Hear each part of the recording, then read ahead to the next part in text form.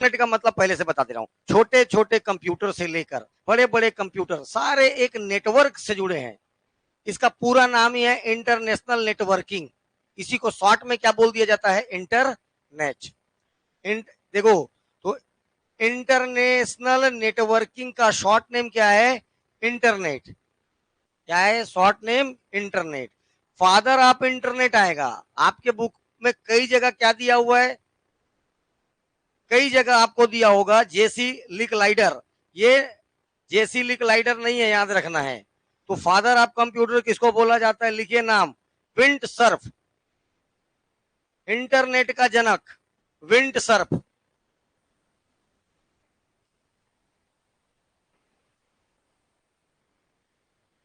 Wind Surf जो है internet का फादर कहलाता है। आपके पुस्तक में कई जगह इसका नाम दिया होगा, जेसी लिकलाइडर का। ठीक,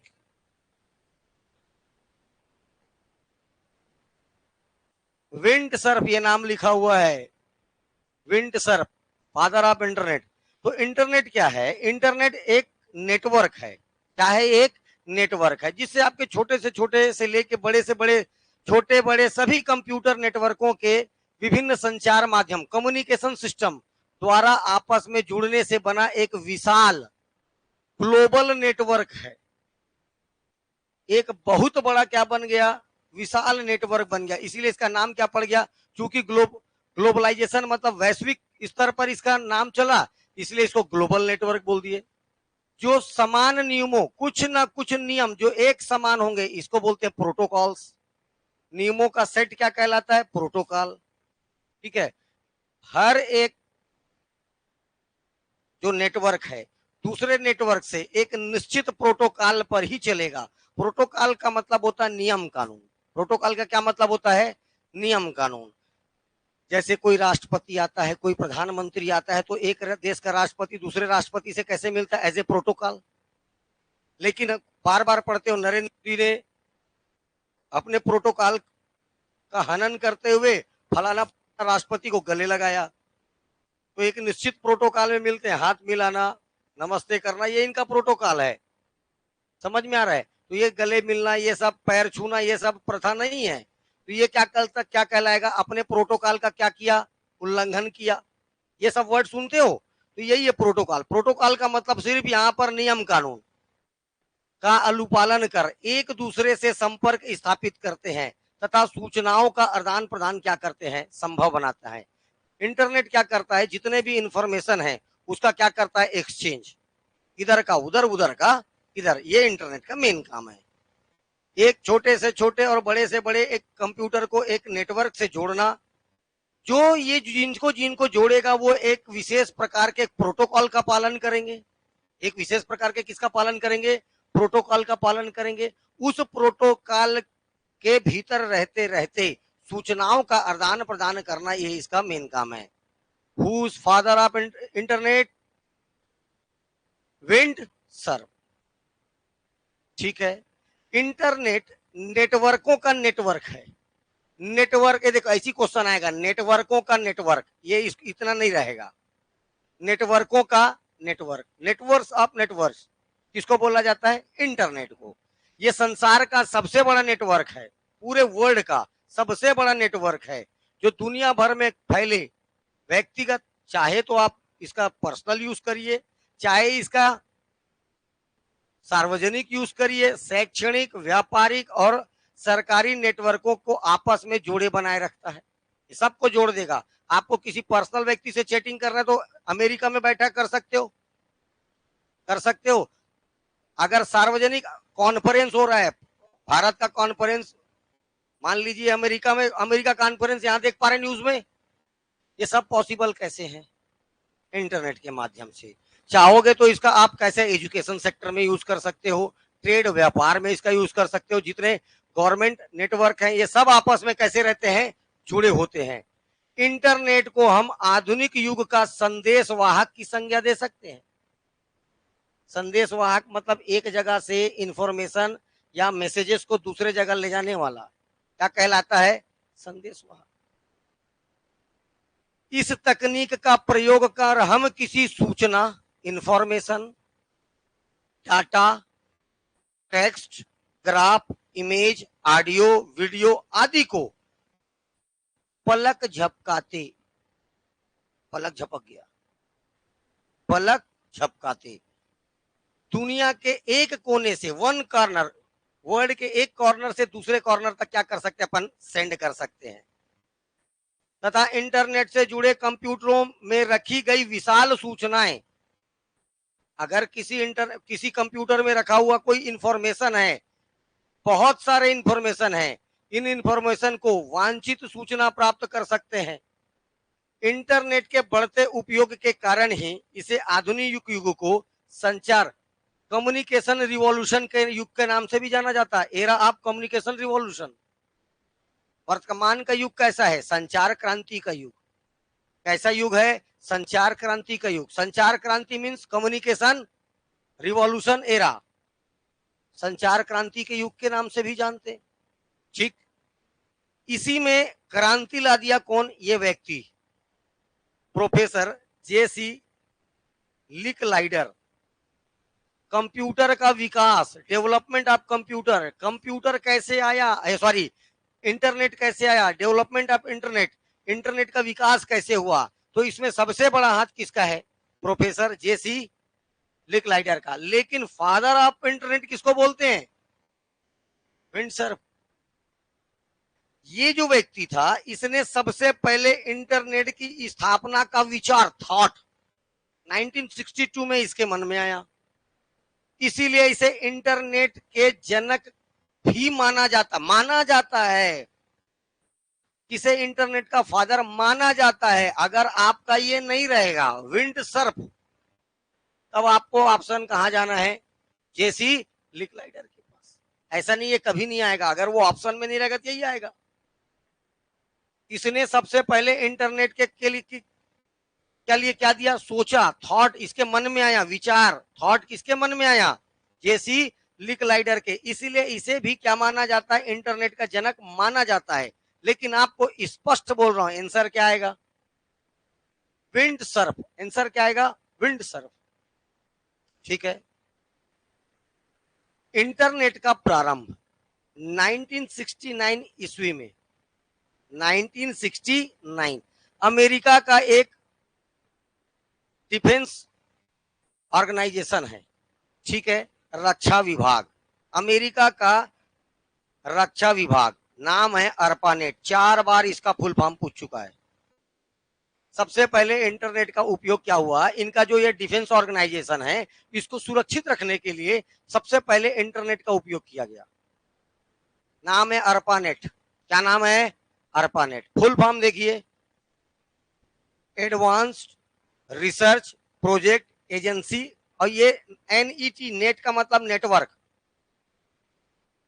advance research project agency network, advance research project agency network के विकास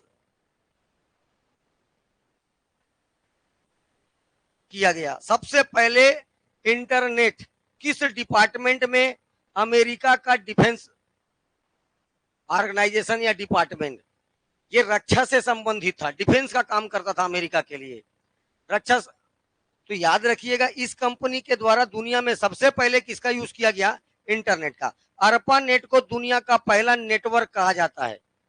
अर्पानेट का प्रयोग रक्षा विभाग में अनुसंधान, रिसर्च और डेवलपमेंट के लिए, जितने भी डिफेंस सेक्टर के रिसर्च हैं और जितने भी डिफेंस सेक्टर के डेवलपमेंट है, इनका कार्य इसके द्वारा किया गया। किसके द्वारा, इंटरनेट के द्वारा। सबसे पहले कहां पर किया गया, अर्पानेट। 1989 में इंटरनेट को आम जनता के लिए खोल दिया गया। 1989 में आम जनता के लिए क्या हो गया, इंटरनेट को क्या कर दिया गया, ओपन कर दिया गया। सबसे पहले इंटरनेट का उपयोग कब हुआ, 1969 में। कहां पर हुआ, अमेरिका के रक्षा विभाग में। ठीक, तो किस एजेंसी के द्वारा यह किया गया, अर्पानेट। और इस अर्पानेट को बनाने में सबसे ज्यादा योगदान कौन दिया, प्रोफेसर जेसी लिकलाइडर। इसके द्वारा उसको बनाया गया था ARPANET को। ठीक, अब एक व्यक्ति का, अच्छा, इस व्यक्ति का नाम याद रखना है, Tim Berners Lee. Tim Berners Lee. सबसे पहले बात ये याद रखना, देखो मैं क्या बनाना चाह रहा हूं, 1989, ये डेट नहीं भूलोगे, बहुत काम का आदमी है, ये डेट नहीं भूलोगे। 1989 में टिम बर्नर्स ली ने हाइपर टेक्स्ट मार्कअप लैंग्वेज, नाम है HTML, इसका विकास किया। Development of HTML, hyper text markup language, ये एक प्रकार की भाषा है जिसका यूज किया जाता है वेब पेज लिखने में। किसको लिखने में? वेब पेज लिखने में। और वेब पेज कहां लिखा जाता है? वेबसाइट में। और हर वेबसाइट का पहला पेज क्या कहलाता है? Home page. क्या कहलाता है? Home page. तो इस लैंग्वेज से, HTML से क्या लिखा जाता है? Web page. क्या लिखा जाता है? Web page. ठीक है। ARPANET, देखो इससे पहले जब ARPANET बता रहा था ना, तो ये ARPANET जो है एक प्रकार का सर्किट स्विचिंग नेटवर्क है। ये याद रखना, क्वेश्चन यहां पर तो नहीं मिलेगा आपको, हमेशा ये याद रखना है ये कैसा नेटवर्क है? Circuit switching.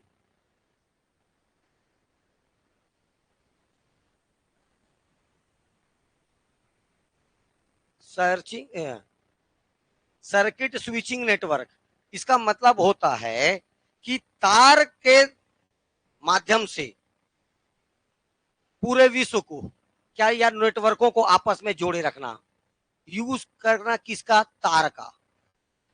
किसका यूज करना? तार का। तो तार मीन्स वायर्स, वायर्स का यूज करके एक दूसरे के नेटवर्क को जोड़े रखना, तब ये कहलाएगा सर्किट स्विचिंग नेटवर्क। और ARPANET क्या था? एक प्रकार का सर्किट स्विचिंग नेटवर्क। आजकल क्या होता है? बैच नेटवर्क का यूज किया जाता है, ये होता है वायरलेस। ये कैसा होता है? वायरलेस। लेकिन सबसे पहले जब मैं बात कर रहा हूं ARPANET का, तो इसमें किस प्रकार के नेटवर्क का यूज किया गया था? सर्किट स्विचिंग नेटवर्क का, मतलब तारों का, वायर्स का उपयोग किया गया था।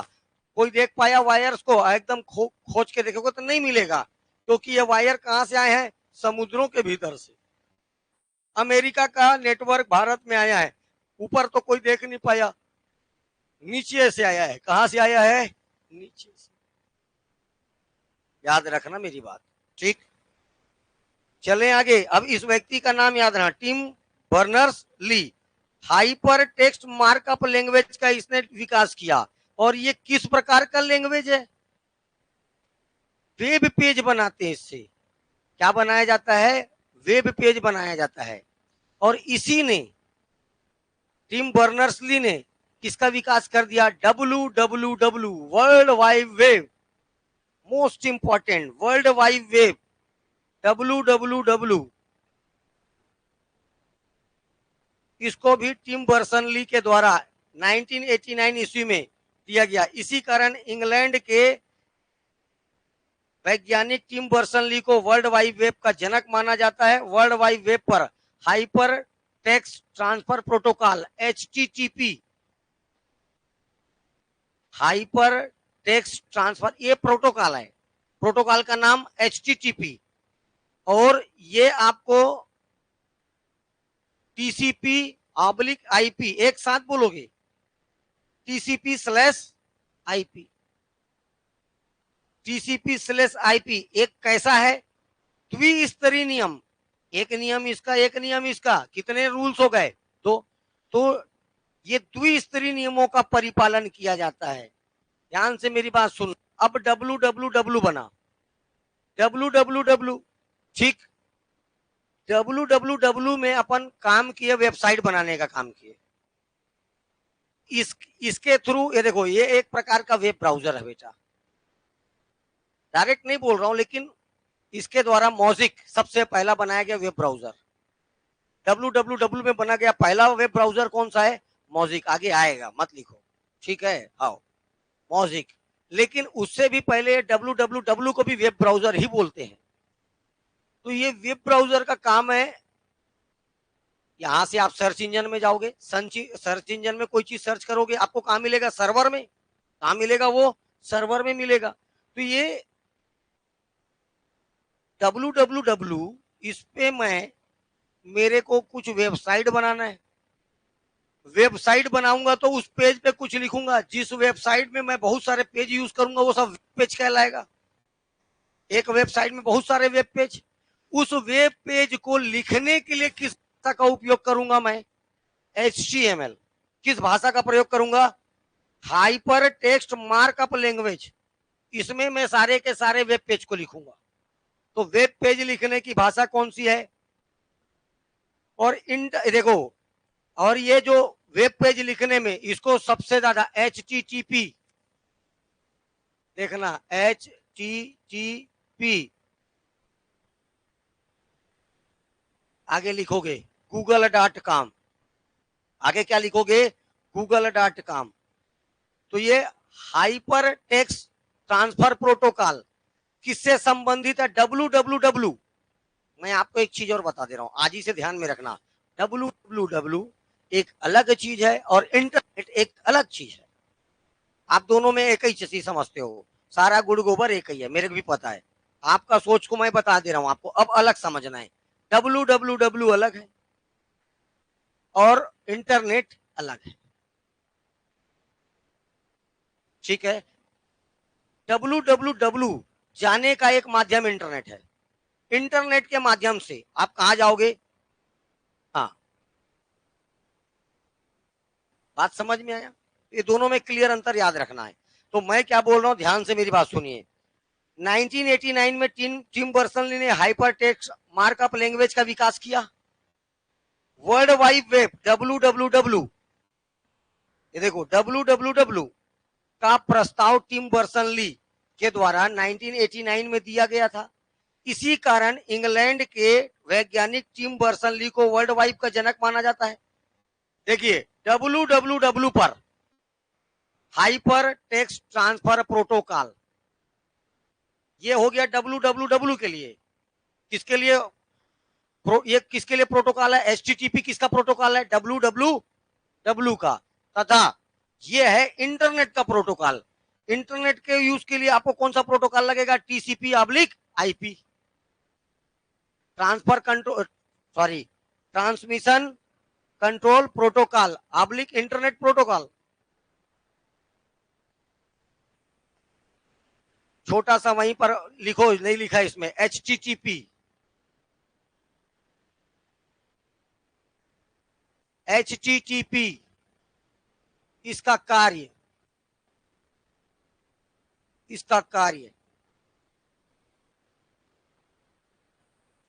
जितना भी अपन HTML में वेब पेज लिखेंगे उसको दिखाने का काम कौन करेगा? HTTP। जितना भी अपन वेब पेज, किस भाषा में लिखेंगे वेब पेज को अपन? HTML में। अपन किस में लिखे हैं? HTML में। उसको दिखाने का काम कौन करेगा? HTTP, hyper text transfer protocol. और ये ट्रांसमिशन कंट्रोल प्रोटोकॉल और इंटरनेशनल प्रोटोकॉल, ये किसके लिए है? इंटरनेट के लिए। ये इंटरनेट का प्रोटोकॉल है। HTTP ये किसका प्रोटोकॉल है? www का प्रोटोकॉल है। क्लियर हुआ? एक बात और याद रखना, www फोकट में अवेलेबल है, लेकिन इंटरनेट फोकट में अवेलेबल नहीं है।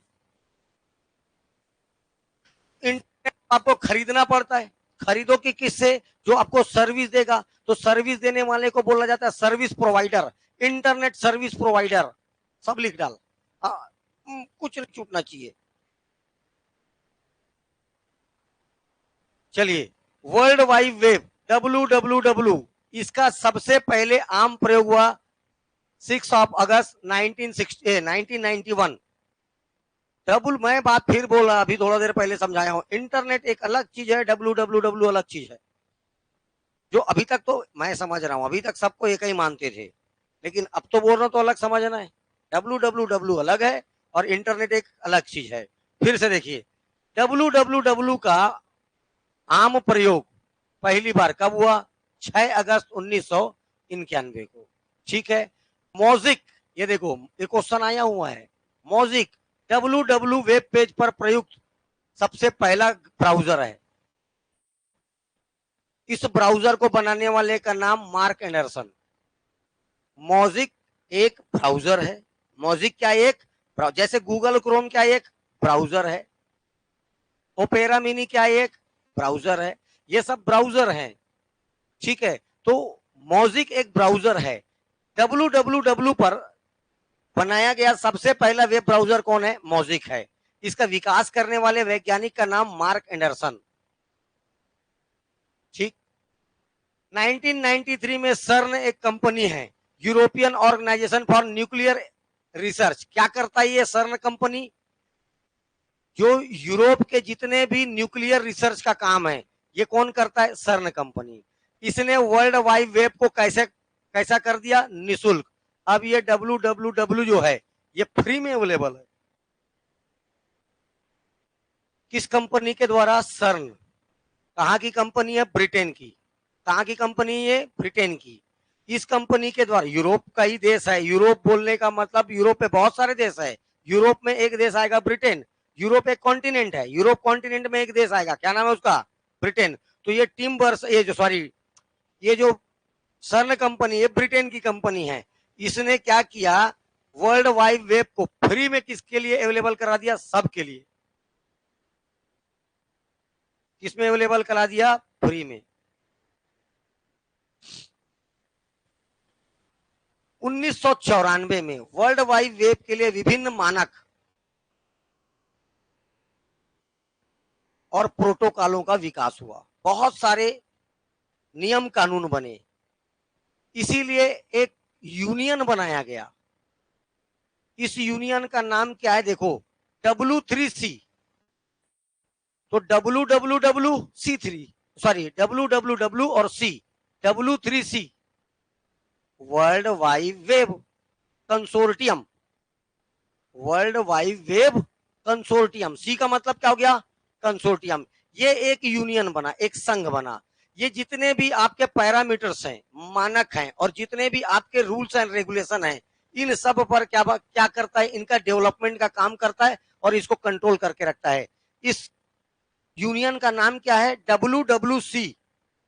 W for world wide web consortium. पूछेगा कौन कंट्रोल करके रखता है, तो याद रखना एक संघ बना, नाम है WWC world wide web consortium. ये एक क्या है? संस्था है। ये एक क्या है? संस्था है। बोलने का मतलब एक यूनियन है जो क्या करता है? इस जो जितने भी वर्ल्ड वाइड वेब के लिए जितने भी पैरामीटर्स हैं या उनके प्रोटोकॉल्स हैं उनका डेवलपमेंट करके रखता है, और उनको क्या करता है? कंट्रोल करके रखता है, और उनको सुरक्षित रखने का भी काम करता है। Clear?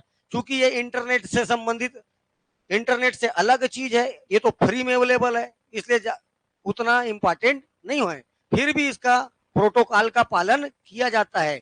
HTTP hyper text transfer protocol.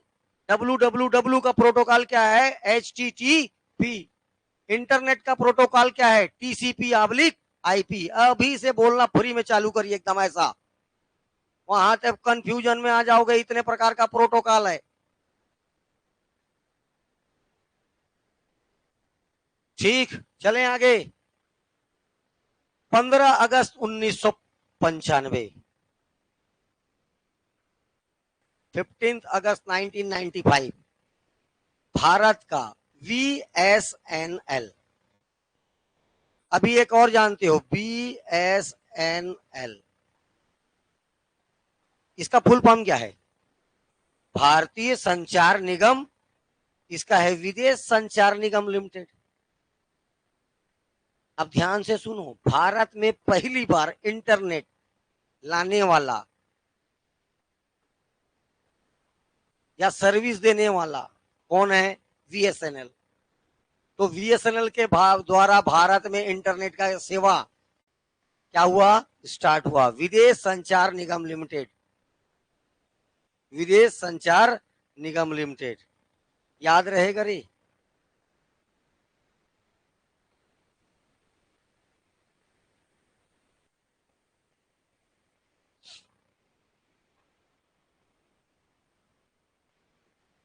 अब ये कुछ इंपॉर्टेंट बातें हैं, जैसे लिकलाइडर को फादर ऑफ इंटरनेट माना जाता है, लेकिन है कौन? विंडसर, जिन्होंने अर्पानेट के गठन पे एक महत्वपूर्ण योगदान दिया। अर्पानेट ही वर्तमान में इंटरनेट व्यवस्था का जन्म, अर्पानेट से ही, ऐसा भले बोल सकते हो, इंटरनेट का, ये देखो, ये वैज्ञानिक कहाँ का है? ब्रिटेन का, इंग्लैंड का, टिम बर्नर्स-ली। इसी को बोला जाता है father of WWW, father of WWW। और जो WWW का जन्मदाता होगा वही किसका होगा? HTML का। किसका होगा? HTML का। ये देखो, इसी ने 1989 में किसका विकास किया? HTML का। इंटरनेट कैसे काम करता है? चलिए देखते हैं इंटरनेट कैसे काम करता है। इंटरनेट कैसे काम करता है, देखिए, हाउ इंटरनेट वर्क्स। दुनिया भर के अनेक छोटे बड़े कंप्यूटर नेटवर्कों को विभिन्न कम्युनिकेशन माध्यम से आपस में जुड़ने से इंटरनेट का निर्माण होता है। इंटरनेट का एक ही मतलब समझना है, क्या? पीछे बताया हूं, ये किसका शॉर्ट नेम है? International networking. इंटरनेट का मतलब एक जाल। किसका जाल? नेटवर्किंग का। ट्रैप ऑफ अ नेटवर्क, पूरा तंत्र किसका? एक जाल में फैला हुआ है। जैसे मान लो सबके पास मोबाइल है, अभी मैं आपको यहाँ का पासवर्ड देता हूँ और आप सब उस पासवर्ड से जुड़िए। अभी सब अपना अपना ईओ जियो अच्छ ढच भच सब चला रहे होगे, ओडा फोडा, किसी का एयरटेल, किसी का आइडिया, किसी का अच्छ भच फच, जो भी रखे होगे, सबका अपना अपना इंटरनेट सर्विस प्रोवाइडर है। आपको सेवा कौन दे रहा है? जिस कंपनी का आप सिम चला रहे हो। अरे अपने मोबाइल को कंप्यूटर समझिए ना, आप कंप्यूटर नेटवर्क से जुड़े हैं, तो आपको जो सर्विस प्रोवाइड कर रहा है वो आपका इंटरनेट सर्विस प्रोवाइडर होगा। इंटरनेट जो आपको सर्विस दे रहा है वो क्या होगा? आपका इंटरनेट सर्विस प्रोवाइडर होगा। जो मेरे को दे रहा होगा वो मेरा सर्विस प्रोवाइडर होगा। अब आप सबको कहीं ना कहीं से कुछ ना कुछ करके आप सब के सब एक दूसरे के नेटवर्क में जुड़े हो। तो यही चीज बोलता है कि विभिन्न और सब कम्युनिकेशन माध्यमों से आपस में जुड़े इंटरनेट का निर्माण होता है। इंटरनेट किस पर डिपेंड करता है? देखो, इंटरनेट क्लाइंट और सर्वर मॉडल पर काम करता है। इसका मतलब आपको समझना है, ये बहुत परेशान करेगा। Client and server, client and server network पर काम करता है। मैं सिम का उपयोग करने वाला हूं, तो मैं मालिक हुआ कि ग्राहक हुआ? इसी को क्लाइंट बोलते हैं। ग्राहक को क्या बोला जाता है? क्लाइंट। जो मालिक होता है, जो आपको प्रदान करता है, वो प्रोवाइडर हुआ। वो क्या हुआ? तो यही चीज बोलता है, ये क्लाइंट और सर्वर जो दे रहा है उसको क्या बोल दिया गया यहाँ पर? सर्वर। इस मॉडल पर क्या करता है? काम करता है। इंटरनेट से जुड़े प्रत्येक कंप्यूटर एक सर्वर से जुड़ा होता है। हर एक कंप्यूटर किससे जुड़ा होता है? सर्वर से। हर एक कंप्यूटर किससे जुड़ा रहेगा? सर्वर से। और संसार के सभी सर्वर, जितने भी दुनिया में वर्ल्ड में सर्वर हैं, ये किसी न किसी कम्युनिकेशन माध्यम से आपस में क्या है? जुड़े हुए। ये सभी के सभी कैसे जुड़े हुए हैं आपस में? खुद वो लोग सर्वर भी कैसे जुड़े हैं? कम्युनिकेशन माध्यम से जुड़े हुए हैं। सर्वर अपने से जुड़े उपयोगकर्ता क्लाइंट को, अगर मैं क्लाइंट हूं, क्या हूं मैं? क्लाइंट हूं। मैंने मांगा बराक ओबामा का जीवन परिचय। किसका परिचय? Barack Obama. या बराक ओबामा वर्सेस, अभी वहां पर राष्ट्रपति कौन है? Joe Biden. इलेक्शन, क्या चुनाव हुआ था, कितना वोट पाए, मेरे को इलेक्शन देखना है, तो मैं ये इंफॉर्मेशन मांगा। मैं क्लाइंट हूं, तो मैं क्या करूंगा? सर्वर अपने से जुड़े उपयोगकर्ता, मैं जुड़ा हूं सर्वर से, को मांगी गई सूचना या डेटा को उपलब्ध कराता है। तो सर्वर का काम है, जो मैं सूचना मांगा उसको क्या कराएगा? उपलब्ध कराएगा। यदि मांगी गई सूचना उस सर्वर के पास उपलब्ध नहीं है, मान लीजिए इंडिया से बाहर का बात हुआ, तो मेरा तो इंडिया का था, तो इंडिया के पहले सर्वर में खोज लिया, पूरा खोज लिया। यहां पर अब तो है ही नहीं इस सर्वर में, तो ये किसके सर्वर में होगा? अमेरिका के सर्वर में। कहां पर होगा ये? अमेरिका के सर्वर में। मेरा जो इंफॉर्मेशन है वो, तो क्या होता है, तो वो उस सर्वर की पहचान करता है। देखो ध्यान से, यदि मांगी गई सूचना, इंफॉर्मेशन उस सर्वर के पास उपलब्ध नहीं है, तो वह उस सर्वर की पहचान करता है जहां यह सूचना उपलब्ध होगा। वो खोजेगा कि किस सर्वर में इसकी जानकारी होगी, और उस सर्वर से सूचना उपलब्ध कराने का रिक्वेस्ट करता है, अनुरोध करेगा उस सर्वर को कि आप ये सूचना हमको प्रदान कर दो। इंटरनेट से जुड़े नेटवर्कों के बीच डेटा ट्रांसफर के लिए यह आवश्यक है कि सभी नेटवर्क एक समान नियमों और प्रोटोकॉलों का उपयोग करें। जितने भी कंप्यूटर के नेटवर्क जुड़े रहेंगे, उन सब, तेरा प्रोटोकॉल अलग, उसका प्रोटोकॉल अलग, एक साथ कैसे जुड़ पाओगे? तो अगर आपको एक नेटवर्क से जुड़ना है, तो इनको जोड़ने के लिए सभी को ऐसा होना चाहिए कि ये सब के सब एक प्रकार के नियम कानून को पालन करें। तो ये सारे के सारे कैसे प्रोटोकॉल से जुड़े हैं? एक प्रकार के प्रोटोकॉल को माने या एक प्रकार के नियम कानून से जुड़े रहे। ओपन आर्किटेक्चर नेटवर्किंग द्वारा, इधर देखो, वो सब छोड़ो, टीसीपी आईपी के द्विस्तरीय नियमों का परिपालन द्वारा ट्रांसमिशन कंट्रोल प्रोटोकॉल और इंटरनेट प्रोटोकॉल, ये दो स्तर का, 2 लेयर्स का, कैसा है ये? नियमों के परिचालन द्वारा सूचनाओं का आदान प्रदान सुविधाजनक बनाया गया है। इसमें से सूचनाओं का आदान प्रदान करने के लिए पैकेट स्विचिंग, किसका उपयोग किया जाता है? पैकेट स्विचिंग का प्रयोग किया जाता है, जिसमें सूचनाओं का एक बंडल, इंफॉर्मेशन का एक बंडल, जिसको अपन क्या बोलते हैं? पैकेट, बनाकर एक स्थान से दूसरे स्थान तक ले जाया जाता है। इस कारण एक ही संचार माध्यम से, अभी समझा रहा हूं इसका मतलब, इस कारण एक ही संचार माध्यम का उपयोग विभिन्न उपयोगकर्ताओं द्वारा किया जा सकता है।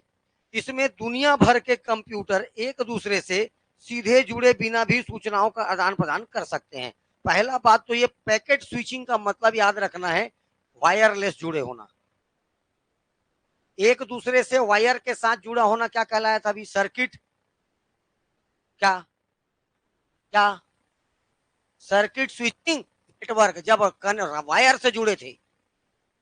अब वायरलेस जुड़ेंगे तब क्या कहलाएगा? वो पैकेट स्विचिंग। देखिए, जब आप सूचना मांगे सर्वर से, तो सूचना वो कैसे देता है? बंडल में।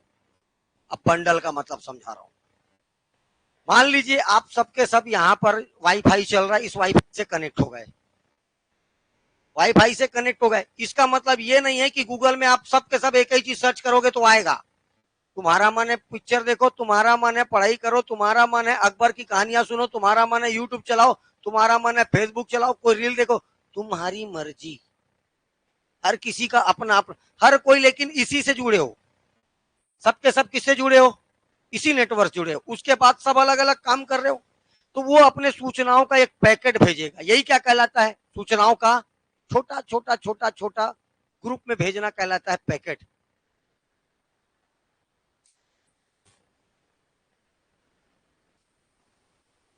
चीज खरीदने जाते हो तो बोलते क्या? एक तो तीली दे, माचिस का पैकेट दे, माचिस का क्या दे?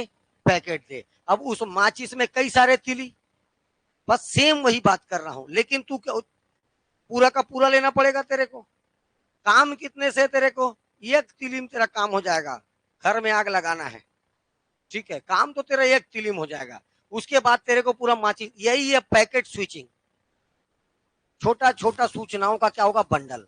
छोटा छोटा सूचनाओं का क्या होगा? बंडल। उसको बोलते हैं पैकेट स्विचिंग। याद रखना है, ये पैकेट स्विचिंग डिवाइस कहां पर होगा? जहां पर वायरलेस कम्युनिकेशन हो रहा है। और वायर कम्युनिकेशन के लिए क्या बोला मैं? Circuit switching network. और ये कैसा है? पैकेट स्विचिंग नेटवर्क का प्रयोग किया जाता है, ठीक है। इसी कारण एक ही संचार माध्यम से, एक कम्युनिकेशन माध्यम से, मैं बोला एक तो वाईफाई है, ये का उपयोग विभिन्न उपयोगकर्ताओं द्वारा किया जा सकता है। बहुत सारे क्या क्लाइंट इसका यूज कर सकते हैं। इससे दुनिया भर के कंप्यूटर एक दूसरे से सीधे जुड़े बिना भी डायरेक्ट कनेक्ट हुए भी, डायरेक्ट कनेक्ट होने का जरूरत नहीं है, बिना कनेक्ट हुए भी ये सूचनाओं का क्या कर सकते हैं, आदान प्रदान।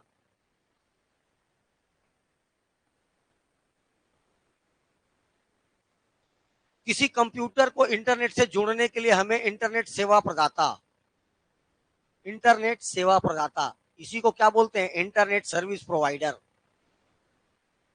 जैसे जियो आने से कई लोग नहीं जी पा रहे हैं, ठीक है, जियो के आने से कई लोग क्या नहीं हो पा रहे हैं, जी पा रहे हैं, इसलिए जियो नाम दिया, ठीक है। एयरटेल, कई प्रकार के इंटरनेट कंपनी है, तो आपको जो सेवा दिया वो क्या हो जाएगा, सेवा प्रदाता, सर्विस प्रोवाइडर।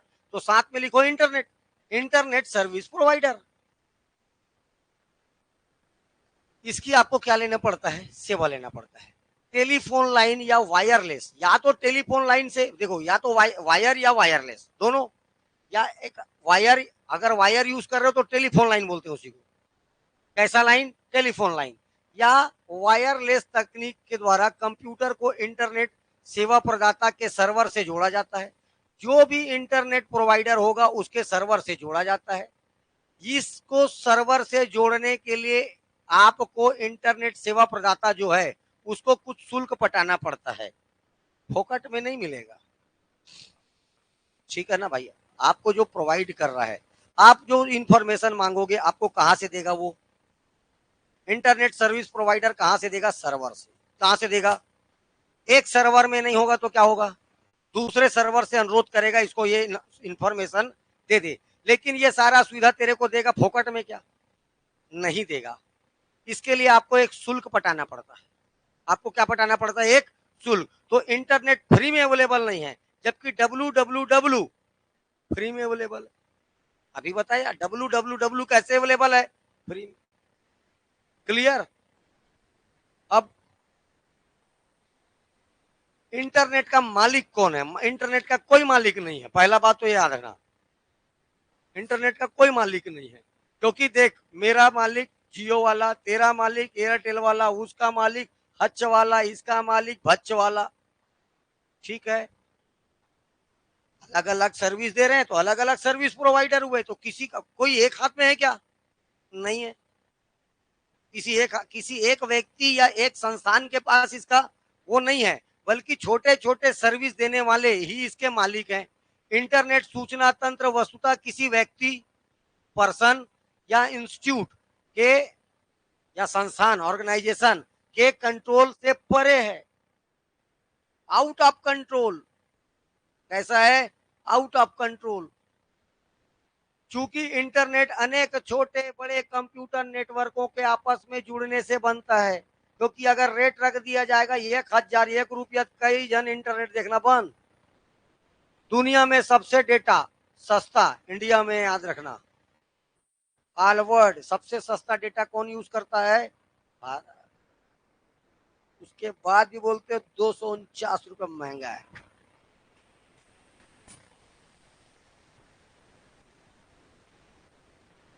जुड़ने से बनता है। अतः इंटरनेट पर अनेक संस्थानों, बहुत सारे छोटे छोटे संस्थान, निगमों, सरकारी उपक्रमों, एजुकेशन इंस्टीट्यूट, व्यक्तिगत संस्थान, विभिन्न सेवा प्रदाता, सर्विस प्रोवाइडर का थोड़ा थोड़ा, कैसे रे, थोड़ा थोड़ा क्या है, स्वामित्व है। स्वामित्व मतलब ऑनरशिप, थोड़ा थोड़ा किसी एक व्यक्ति। इंटरनेट किसके अधीन है, ओपन, किसी के अधीन नहीं, पहला बात तो याद। इंटरनेट का मालिक कौन है, कोई नहीं।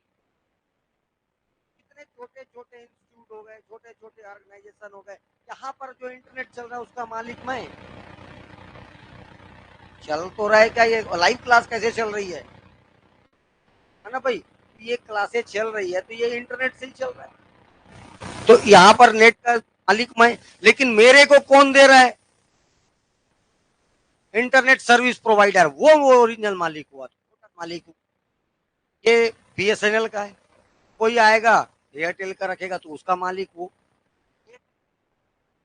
कोई अगर किसी इंस्टीट्यूट में चल दिया तो उसका खुद का है, तो वो खुद मालिक है। इसके बहुत सारे मालिक हैं। ठीक,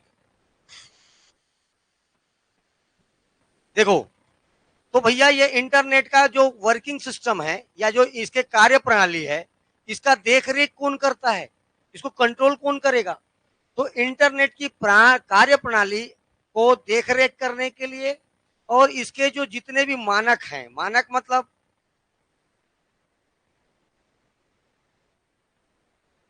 अंतरराष्ट्रीय मानक बता रहा हूं। मानक का मतलब होता है कुछ पैरामीटर्स। मानक का मतलब क्या होता है? कुछ पैरामीटर्स। ठीक है, और इनके कुछ ऐच्छिक अंतरराष्ट्रीय स्वैच्छिक अपनी इच्छा से जो होता है उसको बोलते हैं स्वैच्छिक अंतरराष्ट्रीय संस्थान करती है। इसका जो कार्य प्रणाली है उसका देख रेख, उसका देख रेख, ठीक है, उसका जो देख रेख करती है, इसके लिए एक अच्छा नाम है मानक के लिए स्टैंडर्ड। मानक को क्या बोलते हैं? स्टैंडर्ड। तो ये इंटरनेट का स्टैंडर्ड डिसाइड करने के लिए कुछ ऐच्छिक अंतरराष्ट्रीय संस्थाएं काम करती है। कुछ प्रमुख अंतरराष्ट्रीय संस्थाएं निम्नलिखित है। तो इसके मानक, इसके एक्टिविटीज, इसकी वर्किंग प्रोसेस, इस पर नियंत्रण रखने के लिए या देखरेख करने के लिए कुछ अंतरराष्ट्रीय संस्थान हैं। इनमें से पहला नाम देखो, ISOC। इसका पूरा नाम सबका इंपॉर्टेंट है। जिसका जिसका पूरा नाम इंपॉर्टेंट है उसको मैं ध्यान से बता रहा हूं। देखो, इसका इंपॉर्टेंट है, इसका इंपॉर्टेंट है, इसका इंपॉर्टेंट है। तीनों का पूरा नाम एकदम इंपॉर्टेंट है। ठीक है, ISOC इंटरनेट, और ये SOC को एक साथ बोल देते हैं सोसाइटी, इंटरनेट सोसाइटी, समाज। सोसाइटी मीन्स समाज। ये एक गैर लाभकारी अंतरराष्ट्रीय संस्थान है। गैर लाभकारी का मतलब क्या होता है? नॉन प्रॉफिटेबल, जो प्रॉफिट से परे है। नॉन प्रॉफिटेबल, जो प्रॉफिट कमाने का उसका उद्देश्य नहीं है। ठीक है, ऐसे संस्थानों को क्या बोलते हैं? गैर लाभकारी। ये एक प्रकार का गैर लाभकारी इंटरनेशनल ऑर्गेनाइजेशन है जिसका गठन 1992 में इंटरनेट से संबंधित मानक, स्टैंडर्ड्स, प्रोटोकॉल तथा पॉलिसीज, नीतियों का विकास करने और लोगों का इस संबंध में शिक्षित बनाने के लिए, और जितने भी पीपल्स हैं उसको इस फील्ड में क्या करने के लिए? शिक्षित, लिटरेट बनाने के लिए किया गया। संस्था का नाम, संस्था का नाम शॉर्टकट है ISOC। SOC मतलब सोसाइटी। ये करता क्या है? तो ये तो एक ऐसा ऑर्गेनाइजेशन है जो गैर लाभकारी संस्था है। इसका मेन काम लाभ कमाना नहीं है।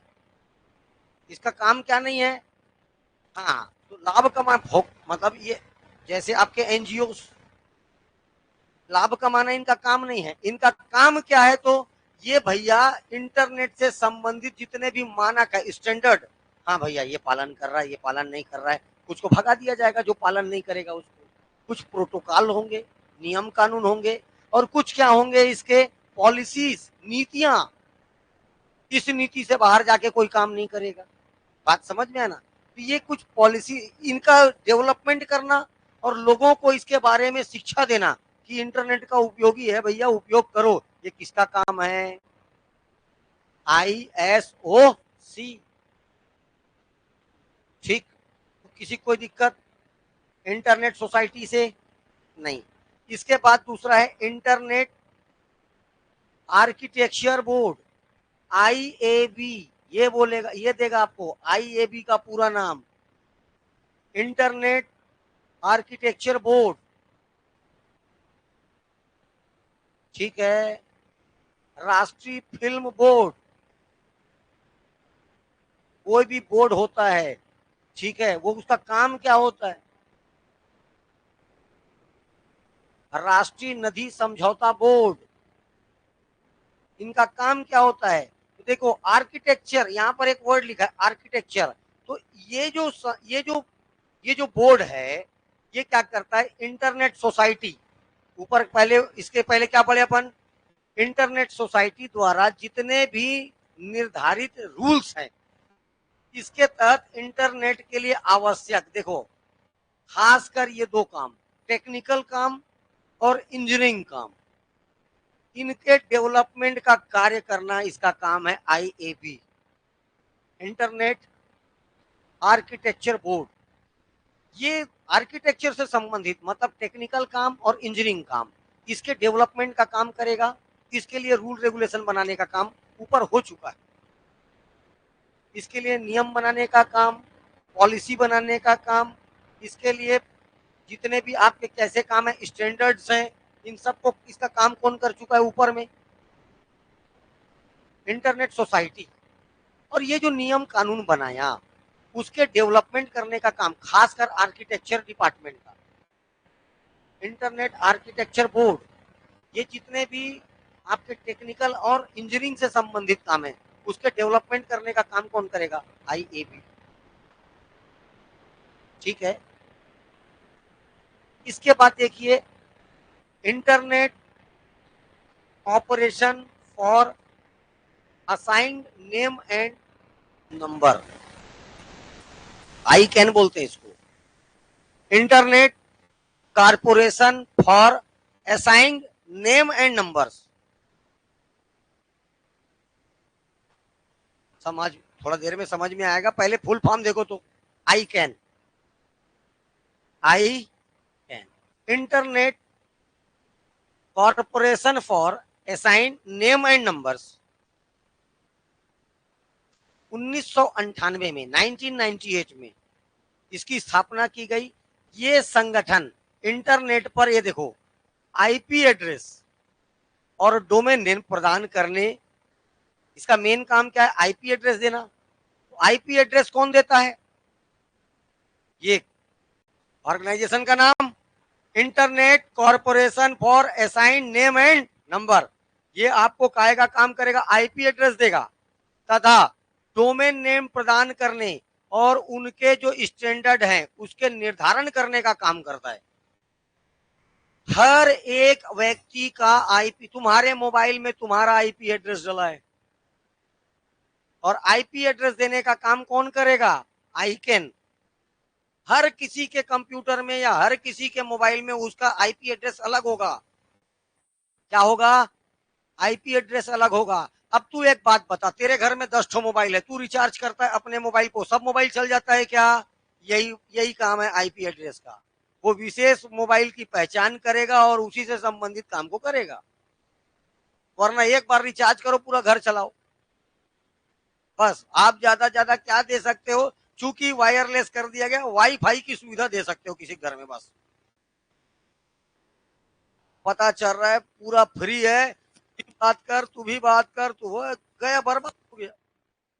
तो ये क्या करता है? आईपी एड्रेस, पूरा नाम क्या है इसका? Internet protocol address. ठीक है, याद रखिएगा बेटा, 256 से ज्यादा, देखो 0 से 256 255 4 अंकों में लिखा जाता है। क्या लिखा जाता है? 4 अंकों में लिखने के बाद आखिरी में डोमेन नेम भी लिखेगा। तुम लोग को कहा समझा रहा हूं यार अभी। ये क्या क्या देता है बोला मैं, ये इसका काम क्या है? आई कैन का ये आपको देगा आईपी एड्रेस। एक काम क्या है इसका, क्या देना? आईपी एड्रेस देगा। दूसरा देगा डोमेन नेम, डॉट के बाद जो लिखते हो, जैसे www.google.com, तो गूगल के बाद जो लिखे वो क्या कहलाता है? Domain name. क्या कहलाता है? .com जो लिखे आपने, ये जो .com लिखा यही क्या है? Domain name. इसको क्या बोलते हैं अपन? Domain name. क्या बोलते हैं इसी को? Domain name. ठीक है, कोई दिक्कत किसी को? जो .com लिखे हैं अपन उसी को क्या बोलते हैं अपन? Domain name. ठीक है, आईपी एड्रेस बताया हूं, ये हमेशा 4 अंकों का होता है, याद रखना है। लिखने 4 अंकों के, ये हमेशा डॉट्स में लिखे जाते हैं। किसमें लिखे जाते हैं? डॉट्स में कभी भी 0 से लेके 255 अंकों का यूज किया जाता है, कभी 256 नहीं होगा। और आपको छानना आएगा इनमें से कौन सा एक डोमेन नेम नहीं हो सकता, सॉरी एक आईपी एड्रेस नहीं हो सकता, तो उसमें लिखा रहेगा 256 या 257, option number C. Domain name नहीं, बात खत्म।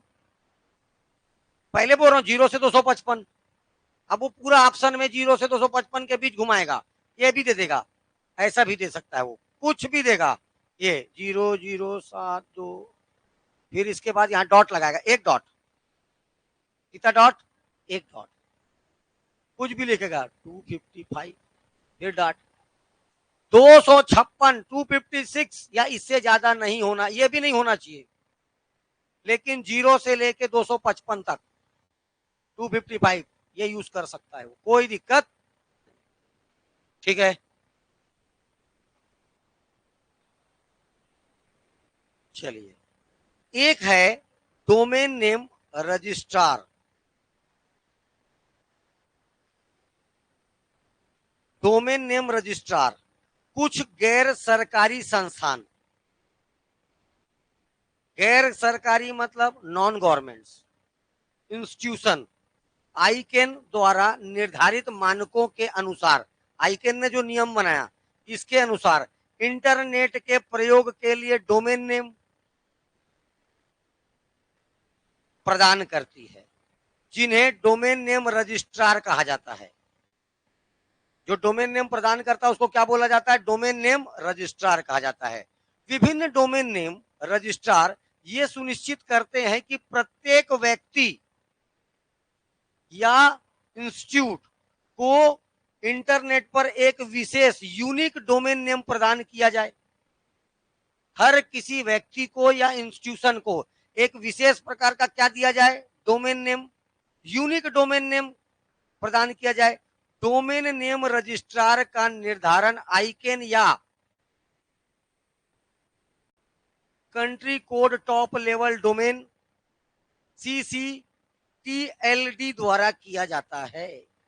इतना सारा बात याद नहीं रखना है आपको, सीधा एक चीज याद रखना है, डोमेन रजिस्ट्रार का यही काम होता है, ये रिक्वेस्ट करता है आईकेन कंपनी को, ऊपर जो अपन बनाया क्या पढ़े आईकेन, इसको बोलता है कि हर एक को, एक पर्सनल व्यक्ति को या किसी एक इंस्टीट्यूशन को एक यूनिक क्या दिया जाए, डोमेन नेम दिया जाए। हर किसी का डोमेन नेम लगभग समान नहीं होना चाहिए, एक यूनिक डोमेन नेम देने का क्या करता है, रिक्वेस्ट करता है। अब इसके बाद इनका बस नाम जानना है, IRTF, ये भी एक इंटरनेशनल ऑर्गेनाइजेशन है, internet research task force. IRTF ये ऐसे इंस्टीट्यूशन है जो इन फ्यूचर, भविष्य में इंटरनेट की कार्यप्रणाली में सुधार और रिसर्च को बढ़ावा देगी। भविष्य में इंटरनेट पर कोई अपने को क्या करना है, कुछ सुधार करना है, कुछ अभी कुछ समय, भैया जैसे जैसे समय बीतेगा आप मॉडरेट होते जाएंगे और आधुनिकीकरण की ओर बढ़ेंगे, तो इसको भी मॉडरेट करना पड़ेगा। उस समय आप इसमें क्या कर सकते हो, सुधार कर सकते हैं। और साथ में याद रखना है, कोई अगर नया खोज हुआ, इन्वेंट हुआ, रिसर्च हुआ, तो उसको भी बढ़ावा देने का काम करेगा IRTF। पूरा नाम इंटरनेट रिसर्च टास्क फोर्स। एक देखो IETF, internet engineering task force, internet मानकों का विकास करना और उनका उपयोग करने के लिए प्रोत्साहित करना इस इंस्टीट्यूशन का काम है।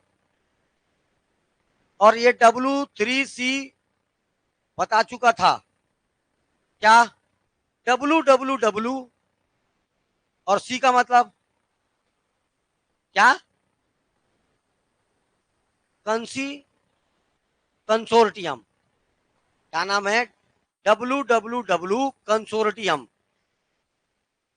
ये क्या करता है, ये एक अंतरराष्ट्रीय संगठन है जो वर्ल्ड वाइड वेब के जनक टिम बर्नर्स-ली के नेतृत्व में काम करती है। इसका गठन 1994 में किया गया। इस संस्थान के द्वारा वर्ल्ड वाइड वेब के प्रयोग के लिए मानकों का स्टैंडर्ड, किसके लिए स्टैंडर्ड बनाता है, WWW के लिए स्टैंडर्ड कौन बनाता है या मानक, कंसोर्टियम। ये एक क्या है, संघ है, WWW कंसोर्टियम संघ। ये क्या बनाता है, तो WWW के लिए जितने भी नियम कानून है सब कौन बनाएगा, ये WWWC। इंटरनेट से जुड़ना, आप कोई भी व्यक्ति इंटरनेट से कैसे जुड़ सकता है, क्या क्या लगेगा उसके लिए, एक तो कंप्यूटर लगेगा, लगेगा कि नहीं लगेगा, तो चलता फिरता कंप्यूटर, एक मोबाइल लगेगा, मोबाइल लगेगा, ये लीजिए, एक लगेगा पीसी। दूसरा अगर ऐसा है तो आपको लगेगा मॉडेम, क्या लगेगा, और ये नहीं है तो आपको क्या लगेगा, नेटवर्क इंटरफेस, एनआईसी। मोबाइल में नेटवर्क इंटरफेस, एनआईसी।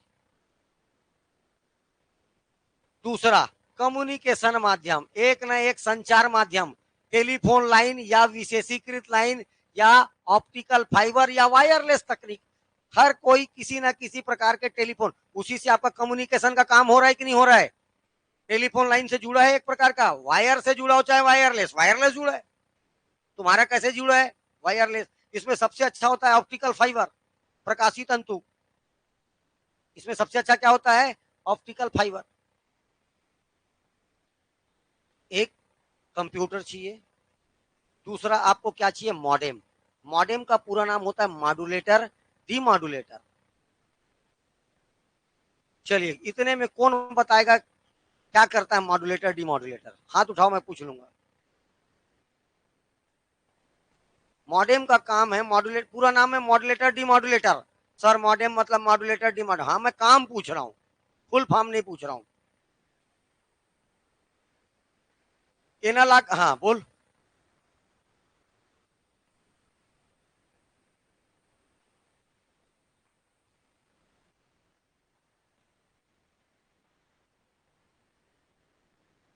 हमारे समझने के लिए किसमें दे देगा, एनालॉग में। पहला काम एनालॉग को डिजिटल में बदलना, ताकि कंप्यूटर काम कर सके।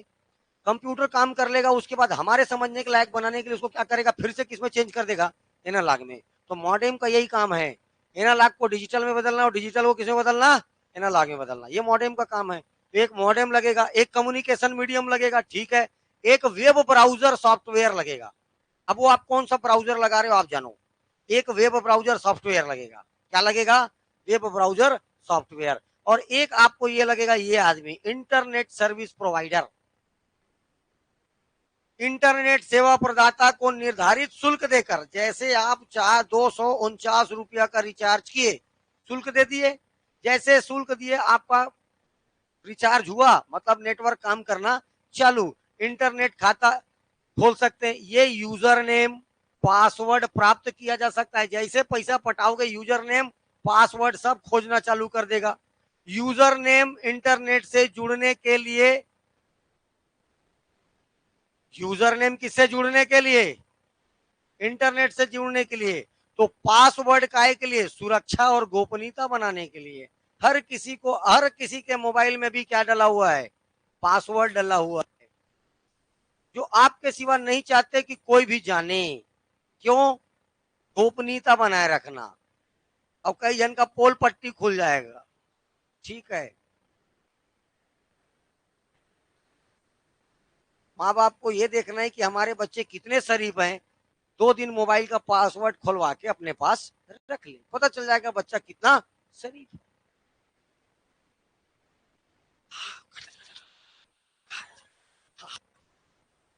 फिर कर देते हैं, हाँ हाँ, ये ठीक है, चलिए कोई बात नहीं। तो ये गोपनीयता के लिए, काय के लिए, पासवर्ड किसके लिए डाला जाता है, गोपनीयता के लिए। अरे भाई एक ही इसका मिसयूज नहीं है, और बहुत सारे मिसयूज है। आपका अगर कोई पासवर्ड जान गया और देख लिया कि तू वहां मस्त स्कैन किया, 50 रुपया का, दोस्त के साथ जा जाके, एक आदमी तू इधर उधर गया, दोस्त गया वहां मारा, पहले तो बैलेंस चेक किया, पता चला 12,800, तो 12,700 रुपए तक का निकाल लेगा, ठीक है। 800 भी नहीं, तेरे लिए 700-800 भी नहीं छोड़ेगा, 12,700 रुपये निकालेगा। और ना बकायदा ट्रांसफर कर दिए किसी के में, तेरे क्या पता। बात खत्म। ये भी एक सिक्योरिटी, ये है गोपनीयता। और वो एक दूसरा गोपनीयता है सोना बाबू वाला।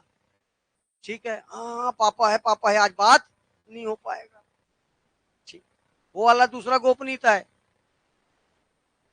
इंटरनेट से जुड़े सभी कंप्यूटरों को एक विशेष क्या दिया जाता है, आईपी एड्रेस प्रदान किया जाता है, जो उस कंप्यूटर की पहचान बनाता है। भैया तू ही रिचार्ज किया है कि नहीं किया है, इसको कंफर्म कौन करेगा, आईपी एड्रेस। हाँ, ये वही मोबाइल से क्या पड़ चुका है, पैसा पड़ चुका है, तो इसी मोबाइल पर क्या किया जाए, इंटरनेट सुविधा दिया जाए। भाई रिचार्ज करके आपको कम्युनिकेशन की सुविधा देगा, जो मर्जी हो कर सकते हो आप उस आईपी। अब मैं इसमें रिचार्ज करा रहा हूं एक तो में और दूसरे को चला रहा हूं, ये तो नहीं हो पाएगा। ठीक है, तो उतना ही काम हो पाएगा जितना वो सर्विस फ्री में देगा। ठीक, इंटरनेट सेवा प्रदाता, इसके बारे में कल देखते हैं। ठीक।